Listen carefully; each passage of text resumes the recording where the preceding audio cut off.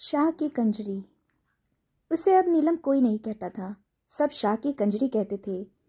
नीलम को लाहौर हीरा मंडी के एक चौबारे में जवानी चढ़ी थी और वहां ही एक रियासती सरदार के हाथों पूरे 5,000 में उसकी नथ उतरी थी और वहां ही उसके हुस्न ने आग जलाकर सारा शहर झुलसा दिया था। पर फिर वह एक दिन हीरा मंडी का रास्ता चौबारा छोड़कर शहर के सबसे बड़े होटल फ्लैटी में आ गई थी। वही शहर था, पर सारा शहर जैसे रातों रात उसका नाम भूल गया हो।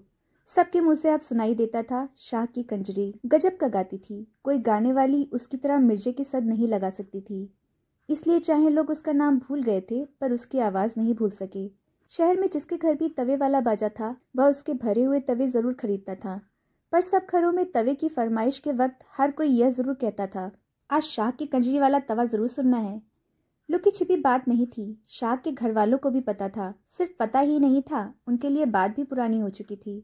शाह का बड़ा लड़का जो अब ब्याहने लायक था, जब गोद में था तो सिठानी ने जहर खा के मरने की धमकी दी थी। पर शाह ने उसके गले में मोतियों का हार पहनाकर उससे कहा, शाहनिए, वह तेरे घर की बरकत है। मेरी आंख जोहरी की आंख है। तूने सुना हुआ नहीं है कि नीलम ऐसी चीज होता है जो लाखों को खाक कर देता है और खाक को लाख बनाता है। जिसे उल्टा पड़ जाए उसके लाख के खाक बना देता है और जिसे सीधा पड़ जाए उसे खाक से लाख बना देता है। वह भी नीलम है, हमारी राशि से मिल गया है। जिस दिन से साथ बना है, मैं मिट्टी में हाथ डालूं तो सोना हो जाती है, पर वही एक दिन घर उजाड़ देगी, लाखों को खाक कर देगी। शानी ने छाती की साल सहकर उसी तरफ से दलील दी थी जिस तरफ से शाह ने बात चलाई थी। मैं तो बल्कि डरता हूँ कि इन कंजरियों का क्या भरोसा, कल किसी और ने सब पाक दिखाए और जब वह हाथों से निकल गई तो लाख से खाक बन जाना है। शाह ने फिर अपनी दलील दी थी और शाहनी के पास और दलील नहीं रह गई थी, सिर्फ वक्त के पास रह गई थी और वक्त चुप था, कई बरसों से चुप था। शाह सचमुच जितने रुपए नीलम पर बहाता उससे कई गुना ज्यादा पता नहीं कहाँ कहाँ से बहकर उसके घर आ जाते। पहले उसकी छोटी सी दुकान शहर के छोटे से बाजार में होती थी, पर अब सबसे बड़े बाजार में लोहे के जंगले वाली सबसे बड़ी दुकान उसकी थी। घर की जगह पूरा मोहल्ला ही उसका था, जिसमें बड़े खाते पीते किराएदार थे और जिसमें तहखाने वाले घर को शानी एक दिन के लिए भी अकेला नहीं छोड़ती थी। बहुत बरस हुए। शानी ने एक दिन मोहरों वाला ट्रंक को ताला लगाते हुए शाह से कहा था, उसे चाहे होटल में रखो और चाहे उसे ताजमहल बनवा दो, पर बाहर की बला बाहर ही रखो। उसे मेरे घर न लाना, मैं उसके माथे नहीं लगूंगी। और सचमुच शानी ने अभी तक उसका मुंह नहीं देखा था। जब उसने यह बात कही थी, उसका बड़ा लड़का स्कूल में पढ़ता था और अब वह ब्याहने लायक हो गया था। पर शानी ने ना उसके गाने वाले तवे घर में आने दिए और ना घर में किसी को उसका नाम लेने दिया था। वैसे उसके बेटे ने दुकान दुकान पर उसके गाने सुन रखे थे और जने जने से सुन रखा था शाह की कंजरी। बड़े लड़के का ब्याह था। घर पर 4 महीने से दर्जी बैठे हुए थे। कोई सूटों पर सलमा काट रहा था, कोई तिल्ला, कोई किनारी और कोई दुपट्टे पर सितारे जड़ रहा था। शानी के हाथ भरे हुए थे। रुपयों की थैली निकालती खोलती, फिर और थैली भरने के लिए तहखाने में चली जाती। शाह के यार दोस्तों ने शाह की दोस्ती का वास्ता डाला कि लड़के के ब्याह पर कंजरी जरूर गंवानी है। वैसे बात उन्होंने बड़े तरीके से कही थी ताकि शाह कभी बल ना खा जाए। वैसे तो शाह जी को बहुतेरी गाने नाचने वाली हैं, जिसे मर्जी हो बुलाओ, पर यहाँ मल्लिकाए तरन्नुम जरूर आए, चाहे मिर्जे की एक ही सद लगा जाए। फ्लैटी होटल आम होटलों जैसा नहीं था, वहाँ ज्यादातर अंग्रेज लोग ही आते और ठहरते थे। उसमें अकेले अकेले कमरे भी थे, पर बड़े बड़े 3 कमरों के सेट भी। ऐसे ही एक सेट में नीलम रहती थी और शाह ने सोचा, दोस्तों यारों का दिल खुश करने के लिए वह एक दिन नीलम के यहाँ एक रात की महफिल रख लेगा। यह तो चौबारे पर जाने वाली बात हुई। एक ने उज्र किया तो सारे बोल पड़े, नहीं शाह जी, वह तो सिर्फ तुम्हारा ही हक बनता है। पहले कभी इतने बरस हमने कुछ कहा है? उस जगह का नाम भी नहीं लिया। वह जगह तुम्हारी अमानत है। हमें तो भतीजे के ब्याह की खुशी मनानी है। उसे खानदानी घरानों की तरह अपने घर बुलाओ, हमारी भाभी के घर। बादशाह के मन भाग गई, इसलिए कि वह दोस्तों यारों को नीलम की राह दिखाना नहीं चाहता था। चाहे उसके कानों में भनक पड़ती रहती थी कि उसकी गैर हाजिरी में कोई कोई अमीरजादा नीलम के पास आने लगा था। दूसरे इसलिए भी कि वह चाहता था नीलम एक बार उसके घर आकर उसके घर की तड़क भड़क देख जाए, पर वह शानी से डरता था, दोस्तों को हामी ना भर सका। दोस्तों यारों में से 2 ने राह निकाली और शानी के पास जाकर कहने लगे, भाभी तुम लड़के की शादी के गीत नहीं गवाओगी? हम तो सारी खुशियां मनाएंगे। शाह ने सलाह की है कि एक रात यारों की महफिल नीलम की तरफ हो जाए। बात तो ठीक है, पर हजारों उड़ जाएंगे। आखिर घर तो तुम्हारा है, पहले उस कंजरी को थोड़ा खिलाया है। तुम सयानी बनो, उसे गाने बजाने के लिए एक दिन यहाँ बुला लो। लड़के के ब्याह की खुशी भी हो जाएगी और रुपया उजड़ने से भी बच जाएगा। शानी पहले तो भरी भराई बोली, मैं उस कंजरी के माथे नहीं लगना चाहती, पर जब दूसरों ने बड़े धीरज से कहा, यहाँ तो भाभी तुम्हारा राज है, वह बांदी बनकर आएगी तुम्हारे हुक्म में बंधी हुई, तुम्हारे बेटे की खुशी मनाने के लिए। हेटी तो उसकी है, तुम्हारी काहे की? जैसे कमीन कुमने आए डोम मरासी तैसी वह। बात शाहनी के मन भाग गई। वैसे भी कभी सोते बैठते उसे ख्याल आता था, एक बार देखूं तो सही कैसी है। उसने उसे कभी देखा नहीं था, पर कल्पना जरूर थी, चाहे डर कर, सहम कर, चाहे एक नफरत से।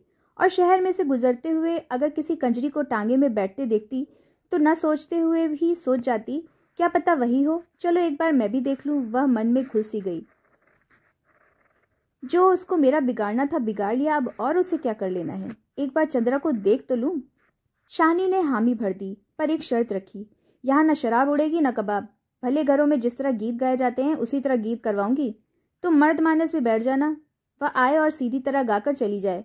मैं वही 4 बता से उसकी झोली में भी डाल दूंगी जो और लड़के लड़कियों को दूंगी, जो बन्ने सहरे गाएंगी। यही तो भाभी हम कहते हैं। शाम के दोस्तों ने फूंक दी। तुम्हारी समझदारी से ही तो घर बना है, नहीं तो क्या खबर क्या हो गुजरना था। वह आई। शानी ने खुद अपनी बग्गी भेजी थी। घर मेहमानों से भरा हुआ था। बड़े कमरे में सफेद चादरें बिछाकर बीच में ढोलक रखी हुई थी। घर की औरतों ने बन्ने सहरे गाने शुरू कर रखे थे। बग्गी दरवाजे पर आकर रुकी तो कुछ उतावली औरतें दौड़कर खिड़की की एक तरफ चली गईं और कुछ सीढ़ियों की तरफ। अरे बदसगुनी क्यों करती हो, सहरा बीच में ही छोड़ दिया। शानी ने डांट सी दी, पर उसकी आवाज खुद ही धीमी सी लगी, जैसे उसके दिल पर एक धमक सी हुई हो। वह सीढ़ियां चढ़कर दरवाजे तक आ गई थी। शानी ने अपनी गुलाबी साड़ी का पल्ला संवारा, जैसे सामने देखने के लिए वह साड़ी के शगुन वाले रंग का सहारा ले रही हो। सामने उसने हरे रंग का बांकड़ी वाला गरारा पहना हुआ था। गले में लाल रंग की कमीज थी और सिर से पैर तक ढलकी हुई हरे रेशम की चुन्नी। एक झिलमिल सी हुई। शानी को सिर्फ एक पल यही लगा, जैसे हरा रंग सारे दरवाजे में फैल गया था। फिर हरे कांच की चूड़ियों की छन छन हुई तो शानी ने देखा एक गोरा गोरा हाथ एक झुके हुए माथे को छूकर आदाब हंसा कर रहा है, और साथ ही एक छनकती हुई सी आवाज, बहुत बहुत मुबारक शाहनी, बहुत बहुत मुबारक। वह बड़ी नाजुक सी पतली सी थी, हाथ लगते ही दोहरी होती थी।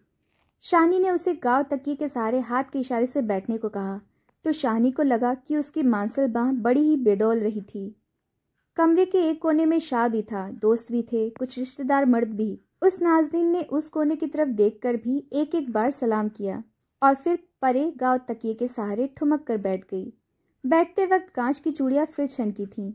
शानी ने एक बार फिर उसकी बाहों को देखा, हरे कांच की, और फिर स्वाभाविक ही अपनी बाह में पड़े उन सोने के चूड़े को देखने लगी।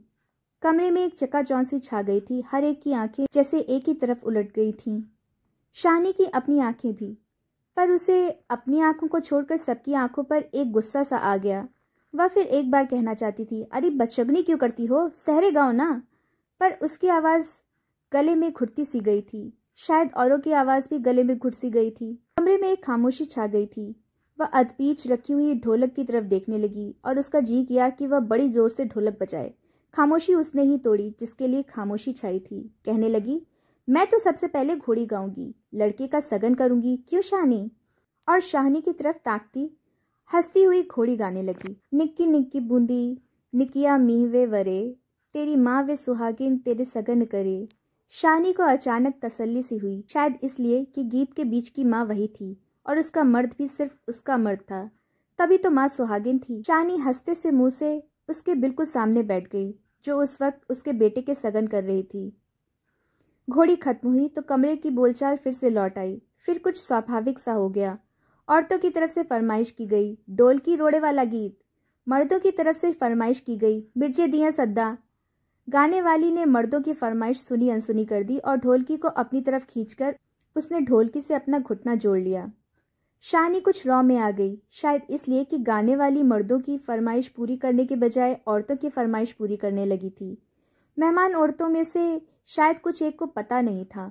वह एक दूसरे से कुछ पूछ रही थीं और कई उनके कान के पास कह रही थी, यही है शाह की कंजरी। कहने वालियों ने शायद बहुत धीरे से कहा था, खुसुर फुसुर सा, पर शानी के कान में आवाज़ पड़ रही थी, कानों से टकरा रही थी, शाह की कंजरी, शाह की कंजरी। और शानी के मुंह का रंग फीका पड़ गया। इतने में ढोलक की आवाज़ ऊंची हो गई और साथ ही गाने वाले की आवाज़, सुहे वे चीरे वालिया में कहनी हाँ। और शानी का कलेजा थम सा गया। वह सुहे चीरे वाला मेरा ही बेटा है, सुख से आज घोड़ी पर चढ़ने वाला मेरा बेटा, फरमाइश का अंत नहीं था। एक गीत खत्म होता, दूसरा गीत शुरू हो जाता। गाने वाली कभी औरतों की तरफ की फरमाइश पूरी करती, कभी मर्दों की। बीच बीच में कह देती, कोई और भी गाओ ना, मुझे सांस दिला दो। पर किसकी हिम्मत थी उसके सामने होने की। उसकी टल्ली सी आवाज़, वह भी शायद कहने को कह रही थी, वैसे एक के पीछे झट दूसरा गीत छिड़ देती थी। गीतों की बात और थी, पर जब उसने मिर्जे की हेक लगाई, उठनी साहिबा सुतिए उठ के दे दीदार, हवा का कलेजा हिल गया। कमरे में बैठे मर्द बुत बन गए थे। शानी को फिर घबराहट सी हुई। उसने बड़े गौर से शाह के मुख की तरफ देखा। शाह भी और बुतों सरीखा बुत बना हुआ था, पर शाहनी को लगा वह पत्थर का हो गया था। शाहनी के कलेजे में हौल सा हुआ और उसे लगा, अगर यह घड़ी छिन गई तो वह आप भी हमेशा के लिए बुत बन जाएगी। वह करे, कुछ भी करे, पर मिट्टी का बुत ना बने। काफ़ी शाम हो गई, महफिल खत्म होने वाली थी। शाहनी का कहना था, आज वह उसी तरह बताशे बांटेगी जिस तरह लोग उस दिन बांटते हैं, जिस दिन गीत बैठाए जाते हैं। पर जब गाना खत्म हुआ तो कमरे में चाय और कई तरह की मिठाई आ गई और शाहनी ने मुट्ठी में लपेटा हुआ 100 का नोट निकालकर अपने बेटे के सिर पर से वारा और फिर उसे पकड़ा दिया, जिसे लोग शाह की कंजरी कहते थे। रहने दे शाहनी, आगे भी तेरा ही खाती हूँ, उसने जवाब दिया और हंस पड़ी। उसकी हंसी उसके रूप की तरह झिलमिल कर रही थी। शाहनी के मुंह का रंग हल्का पड़ गया। उसे लगा जैसे शाह की कंजरी ने आज भरी सभा में शाह से अपना संबंध जोड़कर उसकी हतक कर दी थी। पर शाहनी ने अपना आप थाम लिया, एक जिरासा किया कि आज उसे हार नहीं खानी थी। वह जोर से हंस पड़ी। नोट पकड़ाती हुई कहने लगी, शाह से तो तूने नित लेना है, पर मेरे हाथ से तूने फिर कब लेना है? चल आज ले ले। और शाह की कंजरी नोट पकड़ती हुई एक ही बार में हिली सी हो गई। कमरे में शाहनी की साड़ी का सगुनवाल गुलाबी रंग फैल गया। तो दोस्तों, आपको कहानी कैसी लगी कमेंट करके ज़रूर बताइएगा। वीडियो को पूरा देखने के लिए बहुत बहुत धन्यवाद। कहानी पसंद आई हो तो वीडियो को लाइक शेयर करें और चैनल को सब्सक्राइब करें।